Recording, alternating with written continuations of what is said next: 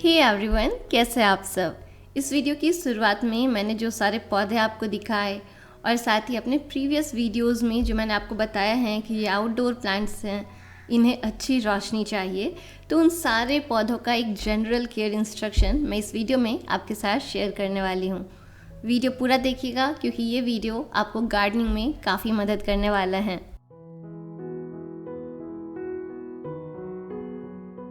Care instruction की शुरुआत करते हैं पॉट सिलेक्शन से। आउटडोर प्लांट्स के लिए पॉट सिलेक्शन एक बहुत ही मेजर रोल प्ले करता है क्योंकि जब आप पौधों को बाहर रखते हैं तो बारिश की दिक्कत, तेज़ धूप की दिक्कत आ सकती है। इसलिए आप इन सारे पौधों के लिए मिट्टी का गमला लीजिए और इस बात का ज़रूर ध्यान रखिएगा कि गमले में ड्रेनेज होल बना हुआ हो। ड्रेनेज होल पे आपको पेबल रखना है और पेबल के ऊपर 1 से 1.5 सेंटीमीटर लेयर या तो आप कोकोपीट डाल दीजिए या फिर सैंड आप डाल दीजिए। उससे ड्रेनेज होल कभी बंद नहीं होता है। लगभग सारे ही पौधे मिट्टी में अच्छे से ग्रो हो जाते हैं, लेकिन मिट्टी को आप थोड़ा और इम्प्रूव कर सकते हैं कुछ चीज़ें मिला के। उससे आपके पौधे काफ़ी अच्छे से ग्रो होंगे और बाद में होने वाली कई सारी दिक्कत कम हो जाएगी। चलिए मैं आपको बताती हूँ कि मैं मिट्टी में क्या क्या चीज़ें मिक्स करती हूँ। जो मिला रहे हैं मेरे गार्डनर भैया, अब हमेशा मेरे से पूछते हैं कि इतने बड़े गार्डन का मैं देखभाल कैसे करती। मैं अकेले नहीं करती हूँ, यही मिट्टी मिक्स करते और मेरे दिए हुए सारे इंस्ट्रक्शंस ये बड़े अच्छे से फॉलो करते। जब मैं नहीं रहती हूँ तो भी मुझे पौधों की बिल्कुल भी चिंता नहीं होती इनकी वजह से।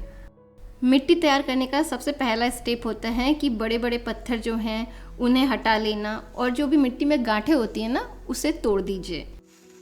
सबसे पहली चीज़ और सबसे ज़रूरी चीज़ जो आपको मिट्टी में मिलानी है वो है कंपोस्ट। अगर आप 40 से 50 केजी मिट्टी मिक्स कर रहे हैं तो लगभग 2 किलो कंपोस्ट मिक्स कर लीजिए। दूसरी चीज़ है नीम के सूखे हुए बीजों का पाउडर।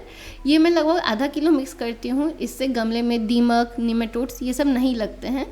तीसरी चीज़ है कोकोपीट। ये ऑप्शनल है लेकिन मुझे ये मिक्स करना सबसे ज़्यादा पसंद, और वो इसलिए क्योंकि ये मिक्स करने से मिट्टी अच्छे से मॉइस्ट रहती है, साथ ही मिट्टी वेल ड्रेन भी रहती है। गर्मियों में आपको हर बार पानी नहीं डालना पड़ेगा और बारिश में पानी ज़्यादा नहीं फंसेगा। कोकोपीट लगभग मैं 3 किलो मिलाती हूँ और इन तीनों चीज़ों को अच्छे से मिक्स करके एक बैग में भर के रख लेते हैं। जब भी ज़रूरत पड़ती है यूज़ करते हैं। अगर कोई पौधा ऐसा हो जिसमें कुछ और चीज़ें हमें मिक्स करनी हो तो वो उस हिसाब से मिक्स कर लेते तभी के तभी।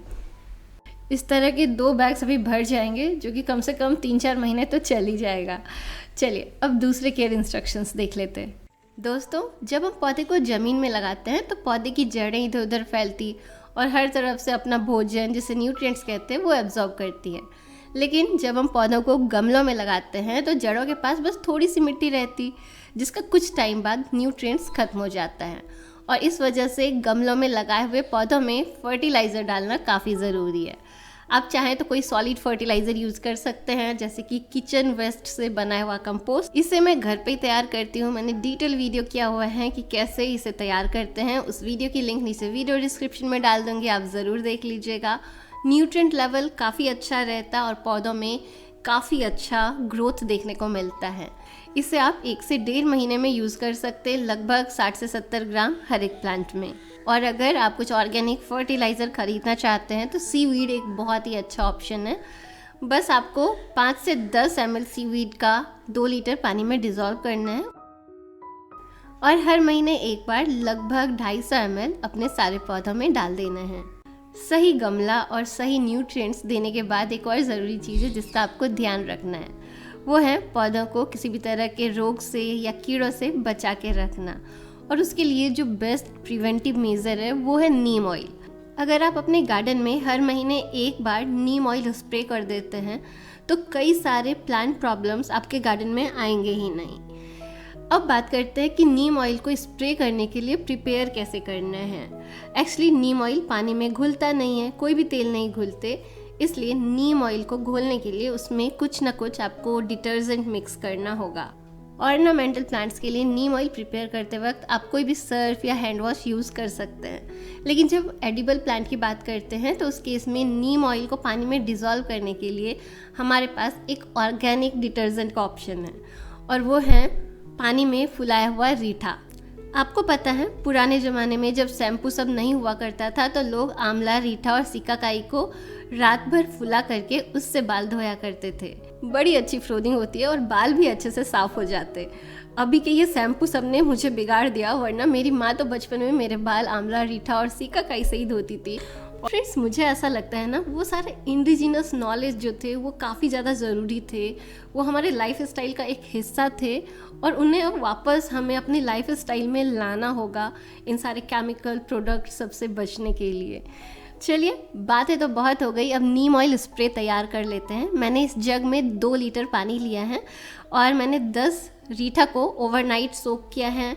इसके पानी को इस पानी में मिक्स कर लेते हैं और जो पल्प है ना, उसे भी हम जेंटली स्क्वीज़ कर लेंगे, रब कर लेंगे, जिससे पानी फ्रोदी हो जाए।